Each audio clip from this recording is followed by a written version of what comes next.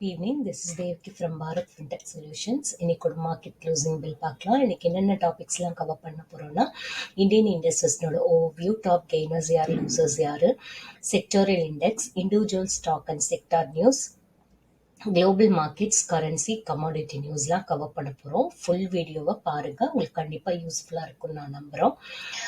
Please சேனலை subscribe பண்ணுங்கள், உங்கள் ஃப்ரெண்ட்ஸ் அண்ட் ஃபேமிலிஸ்க்கும் சொல்லி சப்ஸ்கிரைப் பண்ண சொல்லுங்கள். கண்டிப்பாக இது உங்களுக்கு யூஸ்ஃபுல்லாக இருக்கும். இன்னும் நிறைய அப்கிரேடேஷன் நடந்துக்கிட்டே இருக்குது, கண்டிப்பாக யூஸ்ஃபுல்லாக இருக்கும்னு நம்புகிறோம். Moving on the slide, Sensex வந்து இன்னைக்கு 0.44% வந்து இறங்கியிருக்காங்க. இறங்கிட்டு 71,187 அப்படின்ற லெவலில் க்ளோஸ் ஆயிருக்காங்க. இன்னைக்கு கெய்னர்ஸ்லாம் யாருன்னு பார்த்தா Sun Pharma, Tech Mahindra, Tata Motors, Axis Bank, M&M. லூசர்ஸ்லாம் யாருன்னு பார்த்தா HDFC bank, NTPC, Titan company, Asian Paints, Power grid.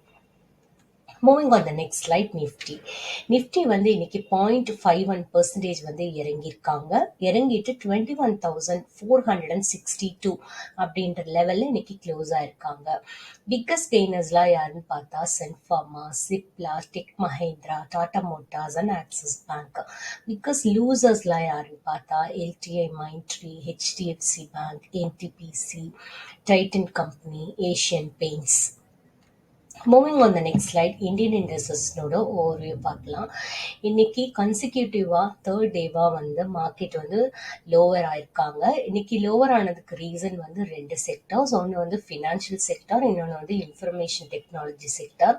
Financial செக்டார்ல HDFC பேங்க் ஸ்கிரிப்ட்னால வந்து ஃபினான்ஸ் ஸ்டாக்ஸ் அடி வாங்கச்சுன்றாங்க. LTI மைண்ட்ரினோட வீக் ஏர்னிங்ஸ்னால இன்ஃபர்மேஷன் டெக்னாலஜி ஸ்டாக்ஸ் வீக்கா இருக்குன்னு சொல்லியிருக்காங்க. இன்னைக்கு மார்க்கெட் ஓப்பனிங் அப்போ மார்க்கெட்ல வந்து லோவராக தான் ஓப்பன் ஆனாங்கன்னு சொல்றாங்க. இனிஷியல் லெவல்ஸ்ல வந்து நிறைய செல் ஆஃப்ஸ் இருந்தது, அது அப்படியே நிறைய சேல் ஆயிட்டு எண்டில் முடிகிறப்போ ஹவவர் அவங்களால வந்து அந்த டேனோட க்ளோஸ்க்கு வந்து அவங்களால க்ளோஸ் ஆக முடிஞ்சது இன்னைக்கு அப்படின்னு சொல்றாங்க. இன்னைக்கு மார்க்கெட் கேபிட்டலைசேஷன் வந்து 60 crore வந்து இன்னைக்கு கம்மியா இருக்குன்னு சொல்லியிருக்காங்க. கம்மியாயிட்டு 369 lakh crore இன்னைக்கு இருக்கு அப்படின்னு சொல்றாங்க. இன்னைக்கு மார்க்கெட் வந்து பேஸ்க்கு, அதாவது டிக்ளைன் ஆன ஸ்டாக்ஸ்க்கு தான் ஃபேவரா இருந்ததுன்னு சொல்றாங்க. அபவுட் 1906 ஸ்டாக்ஸ் வந்து இறங்கியிருக்காங்க. 1898 ஸ்டாக்ஸ் வந்து ஏறி இருக்காங்க. 106 ஸ்டாக்ஸ் வந்து எந்த சேஞ்சஸ்மே இல்லாம அப்படியே இருக்காங்க பிஎஸ்சியில. ப்ராடர் இண்டெக்ஸ் பார்க்கலாம். ப்ராடர் இண்டெக்ஸ் இன்னைக்கு இந்தியா விக்ஸ் வந்து 6.70 பாயிண்ட்ஸ் வந்து கெயின் பண்ணியிருக்காங்க, கிரீன்ல இருந்திருக்காங்க. 14.07 அப்படின்ற லெவல்ல செட்டில் ஆயிருக்காங்க. இன்னைக்கு BSc mid cap and small cap indexes வந்து ஃபிளாட்டா எண்ட் ஆயிருக்காங்க. Moving on the next slide, sectorial index. Bank, FMCG, IT, metal, power எல்லாமே வந்து 0.3லேருந்து 1% வந்து இறங்கியிருக்காங்க. Auto, capital goods, health care, oil and gas and reality வந்து 0.3 to 0.7% வந்து ஏறி இருக்காங்க. Moving on the next slide, sectoral இண்டெக்ஸ்லேயே ஃபினான்ஷியல் சர்வீசஸ் செக்டார் வந்து 1% ட்ராப் ஆயிருக்காங்க. ஏன்னா HDFC பேங்க் வந்து 3% வந்து லாஸ் பண்ணியிருக்காங்க. அவங்களோட ஹெவி வெயிட் ஸ்கிரிப்ட் இல்லையா, அது அதனால லாஸ் ஆயிருக்காங்க. ஐடி இண்டெக்ஸ் வந்து 0.6% வந்து கம்மியா இருக்காங்க. ஏன் அப்படின்னா LTI மைண்ட்ரி வந்து 10% இறங்கின ரீசன்னால. ஏன்னா அவங்களோட டிசம்பர் குவார்டர் ப்ராஃபிட் எஸ்டிமேட்ஸை வந்து அவங்க மிஸ் பண்ணிட்டாங்க அப்படின்னு சொல்றாங்க. ஏன்னா அவங்களோட வீக் டிமாண்ட் இருந்தது, ஃபர்லாஸும் இருந்ததுன்னு சொல்றாங்க.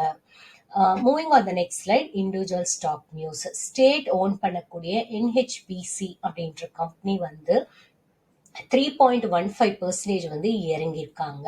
என்ன ரீசன்னாலனா, கவர்மெண்ட் வந்து என்ன ப்ரப்போஸ் பண்ணியிருக்காங்கன்னா 3.5% ஸ்டேக்கை வந்து இந்த கம்பெனிலேருந்து சேல் பண்ண போகிறோம். எது மூலியமான ஆஃபர் ஃபார் சேல்ல. அடுத்தது வந்து ஆர்டி இண்டஸ்ட்ரீஸ் வந்து 5.1% வந்து ஏறி இருந்தாங்க. என்ன ரீசன் அப்படின்னா, கம்பெனி வந்து ஒரு லாங் டேர்ம் கான்ட்ராக்டை வந்து 6,000 வர்த் உள்ளதை சைன் பண்ணியிருக்காங்க அப்படின்னு சொன்னதுனால. எதுக்காக நீட் ஸ்பெஷாலிட்டி கெமிக்கல்ஸை வந்து சப்ளை பண்ண போறாங்க அப்படின்ற ரீசன்னால. யாரு கூடனா மல்டிநேஷனல் கான்கிள்மரேட்னு சொல்லியிருக்காங்க, ஆனா பேரையும் ஸ்பெசிபிக்கா சொல்லல. Moving on the next slide, Zee Entertainment Enterprises வந்து 7% வந்து இன்னைக்கு மார்க்கெட்ல ரெயில் ஆயிருக்காங்கன்னு சொல்றாங்க. என்ன ரீசன்னால அப்படின்னா, அவங்களோட எம்டி அண்ட் சிஇஓ வந்து சீஃப் எக்ஸிகியூட்டிவ் ரோல்ல இருந்து ஸ்டெப் டவுன் ஆக போறாங்க, மர்ஜ்ட் என்டிட்டி ஆனதுக்கு அப்புறமா அப்படின்னு சொல்லியிருக்காங்க. இப்போ இங்க ரெயில்னு நம்ம என்ன சொல்ல வரோம் அப்படின்னா, இன்னைக்கு ஒரு சர்டன் பீரியட்ல அந்த ஸ்டாக் வந்து அஹ், ஏ அதனோட பிரைஸ் வந்து இன்க்ரீஸ் ஆயிருக்குது. அதனால பிரைஸ் இன்க்ரீஸே பையிங் இன்க்ரீஸ் ஆனதுனால அது பிரைஸ் வந்து அப்வர்ட் மூவ்மெண்ட்ல ஏறிட்டே இருந்தது அப்படின்றது தான் ரெயில்டுன்னு சொல்றாங்க. Moving on the next slide, ICICI Prudential Life Insurance கம்பெனியோட ஸ்டாக் வந்து 5.43% வந்து இறங்கி இருந்தது. என்ன ரீசன்னு பார்த்தா அதனோட குவார்டர்லி ரிசல்ட்ஸ் Q3 ரிசல்ட்ஸ் வந்து ரொம்ப டிசப்பாயிண்டிங்காக இருந்தது அப்படின்னு சொன்னது ரீசன்னால. கம்பெனியோட டிசம்பர் குவார்டர் ஏர்னிங் வந்து 3% வந்து நெட் ப்ராஃபிட் வந்து ஏறி இருக்குன்னு சொல்லியிருக்காங்க. 227 crore ஏறி இருக்குன்னு சொல்லியிருக்காங்க. இயர் எகோ பீரியட்ல போன வருஷம் இந்த குவார்டர்ல 220 crore இருந்தது அப்படின்னு சொல்லியிருக்காங்க. நெட் பிரீமியம் இன்கம் வந்து 5% வந்து இயர் ஆன் இயர் வந்து ஏறி இருக்காங்கன்னு சொல்லியிருக்காங்க. 9,928 crore. எந்த ரீசன்னாலனா mainly due to growth in first year ப்ரீமியம்ல வந்து growth இருந்த ரீசன்னால அப்படின்னு சொல்றாங்க. நெக்ஸ்ட் வந்து ஆரக்கிள் ஃபினான்ஷியல் சர்வீசஸ் அவங்க வந்து 20% வந்து இன்னைக்கு ரெயிலா இருக்காங்க. ரெயில் ஆயிட்டு இன்னைக்கு வந்து 52 வீக் ஹையை வந்து அவங்க டச் பண்ணியிருக்காங்க. எவ்வளோன்னா 6,098.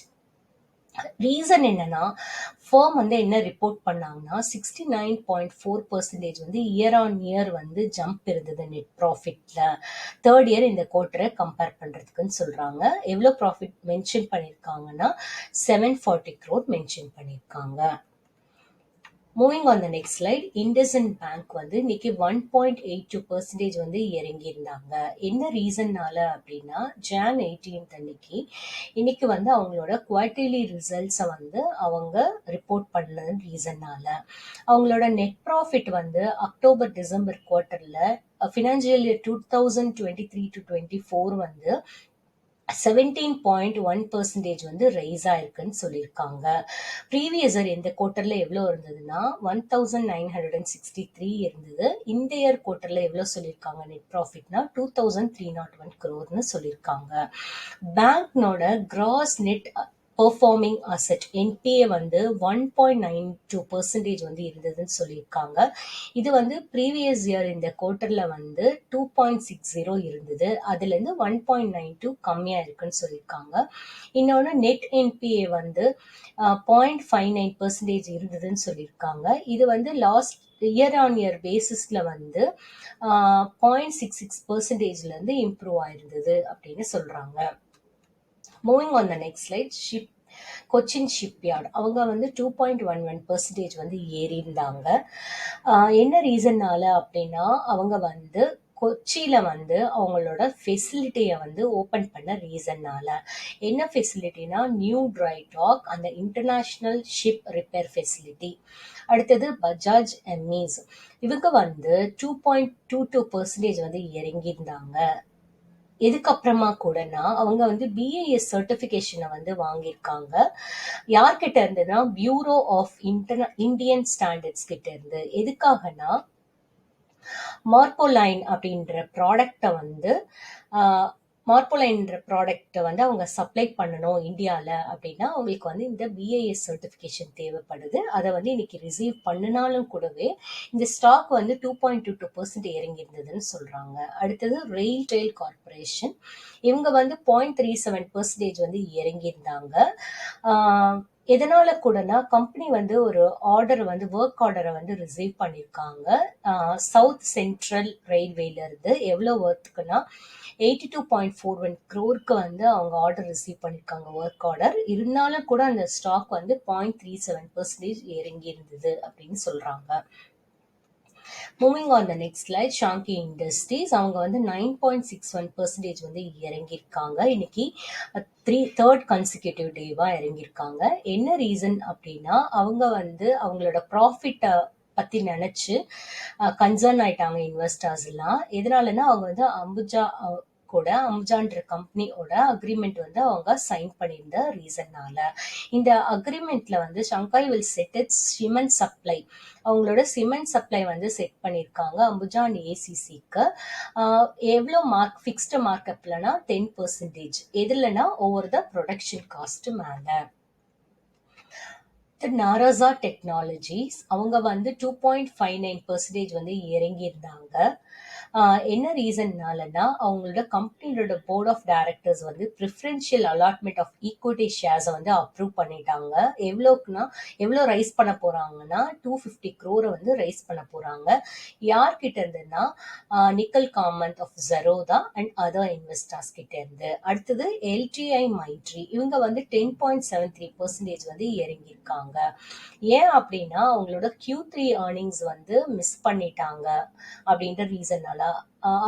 அவங்களோட missed estimates and weak management commentary which caused more brokerages to have a caution outlook. நிறைய brokerages firms எல்லாம் இருப்பாங்க, மார்கன் ஸ்டான்லி, சிஎல்எஸ்ஏ அந்த மாதிரி சில கம்பெனிஸ் எல்லாம் இருப்பாங்களே, அவங்கள brokerage ஃப்ரம் எக்ஸாம்பிளுக்காக சொல்றேன். அவங்க வந்து என்ன காஷன் கொடுத்துருக்காங்க இன்வெஸ்டர்ஸ்னா, Q3 ரிசல்ட்ஸ் வந்து மிஸ் பண்ணிட்டாங்க எஸ்டிமேட்ஸ். அது மட்டும் இல்லாம அந்த கம்பெனியோட மேனேஜ்மெண்ட்டும் வந்து ஒரு வீக் கமெண்ட்ரி தான் கொடுத்துருக்காங்க அப்படின்னு சொன்ன ரீசன்னால.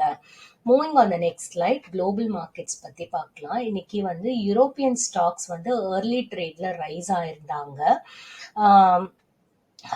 எதுல இருந்து ரெக்கவர் ஆயிருக்காங்கன்னா, after traders lower their expectation for major central banks to start cutting interest rate soon. என்ன ரீசன்னால லாஸ்ட் செஷன்ஸ்லாம் வந்து இறங்கியிருந்தாங்க அப்படின்னா, இன்வெஸ்டர்ஸ்லாம் வந்து சென்ட்ரல் பேங்க்னோட ரேட் கட்ஸ் எப்போ இருக்கும் அப்படின்னு எக்ஸ்பெக்ட் பண்ணிட்டே இருந்தாங்க.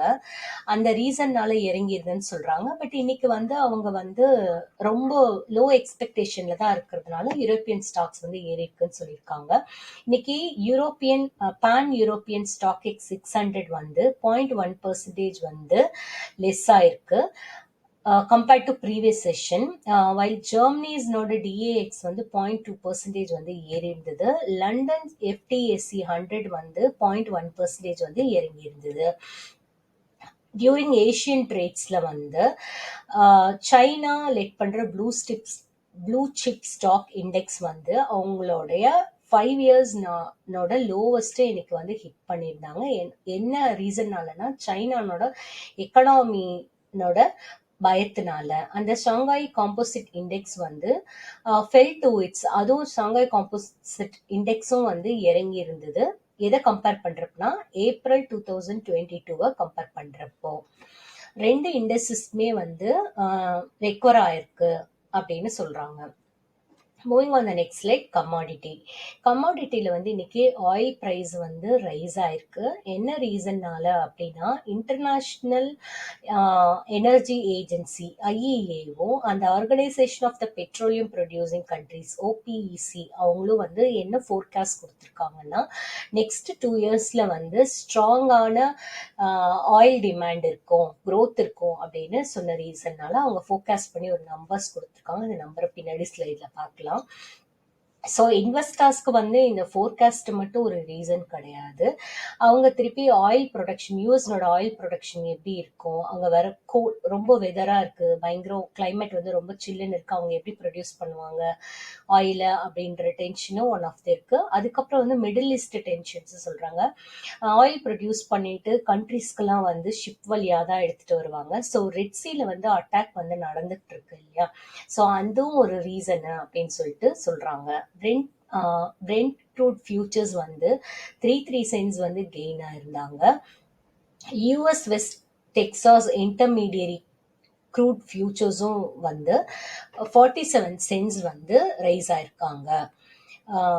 ஒரு சின்ன இன்ட்ரோடக்ஷன் நம்ம கொடுப்போம். இந்த ஓபிசி வந்து என்ன சொல்லியிருக்காங்க நேற்று அப்படின்னா, ஃபோர்காஸ்ட் பண்ணியிருக்காங்க அப்படின்னா, டிமாண்ட் க்ரோத் வந்து 2.25 million வந்து பிபிடி வந்து இந்த இயர் வந்து க்ரோத் இருக்குன்னு சொல்றாங்க. December unchanged from its forecast in டிசம்பர்லயும் இதே தான் கொடுத்துருக்காங்க, இப்பவும் இதே தான் சொல்றாங்க, எந்த சேஞ்சஸுமே இல்லைன்னு சொல்றாங்க. The producer group also said oil demand is expected to rise by a robust 1.85 million BPT in 2022 2025ல 1.8 மில்லியன் பிபிடி வந்து ஆயில் டிமாண்ட் வந்து ரைஸ் ஆகும்னு சொல்லியிருக்காங்க. எதுல இருந்துன்னா 106.21 மில்லியன் பிபிடிக்கு அப்படின்னு சொல்றாங்க. இந்த இன்டர்நேஷனல் எனர்ஜி ஏஜென்சி வந்து என்ன எக்ஸ்பெக்ட் பண்றாங்க அப்படின்னா 1.2 மில்லியன் பேரல்ஸ் பர் டே வந்து 2022ல ஆயில் டிமாண்ட் இருக்கு அப்படின்னு சொல்லியிருக்காங்க. ப்ரீவியஸ் ப்ரொஜெக்ஷனை கம்பேர் பண்றதுக்கு இது ஜாஸ்தியா இருக்குன்னு சொல்லியிருக்காங்க. இப்போ வந்து இந்த நோட்ஸ் நான் கொடுத்துருக்கேன் உங்களுக்கு. ரெட் சீல என்ன நடக்குது, என்ன சொல்லியிருக்காங்க அப்படின்லாம் சொல்லியிருக்கேன். இதை வேணுன்றவங்க இதை ரெஃபர் பண்ணிக்கோங்க. உங்க அந்த நெக்ஸ்ட் லைக் கரன்சி. இன்னைக்கு வந்து கரன்சி வந்து 83.12 வந்து டாலருக்கு எகெயின்ஸ்டா வந்து ருப்பி வந்து க்ளோஸ் ஆயிருக்காங்க. இது வந்து நேத் ப்ரீவியஸ் செஷனோட சேஞ்ச் விட இன்னைக்கு கொஞ்சம் கம்மியா இருக்குன்னு சொல்லியிருக்காங்க. 83.13 வந்து ப்ரீவியஸ் செஷன்ல க்ளோஸ் ஆயிருக்கு. இன்னைக்கு வந்து 83.12ல க்ளோஸ் ஆயிருக்குன்னு சொல்லியிருக்காங்க. Thank you so much for listening me. Have a great time.